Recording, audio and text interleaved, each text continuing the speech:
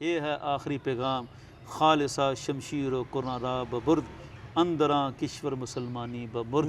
اقبال کہتا ہے خالصہ والے ہماری شرف النساء بیگم کے مقبرے سے، اس عالی شان مقبرے سے تلوار اور قرآن لے کر نکل گئے۔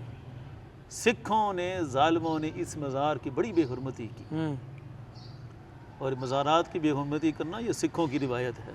یہ جو گرانے کی باتیں کرنا یہ سکھ کرتے تھے۔ اقبال کہتا ہے خالصہ شمشیر و قرآن را ببرد، ان کے حیات کے چرچے سن کر انہوں نے سکھوں نے قبر اکھاڑ دی انتقام لینے کے لیے۔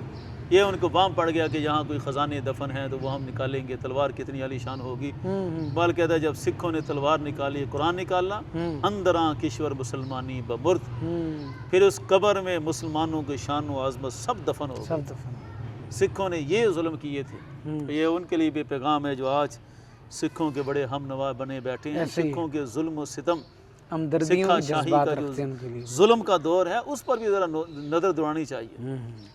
ہماری ہمدردیاں کیا، ہم نے بڑی قربانیاں دے کر یہ لکیر کھینچ کر اسلام کا وطن بنایا تھا۔ یہ لسانیت، یہ قومیت کی بنیادیں یہ سب فضول ہیں۔ تہذیبوں کی باتیں کرنا، کلچر کی باتیں کرنا یہ سب فضول ہے۔ ہمارے اسلاف یہ تھے، عظیم خواتین تھیں جنہوں نے مسلمانوں کو جہاد کا، قرآن کا پیغام دیا۔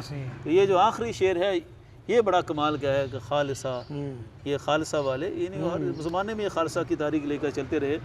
شمشیر و قرآن را ببرد، وہ قرآن شمشیر لے گئے اور ہماری مسلمانی دفن ہو گئی۔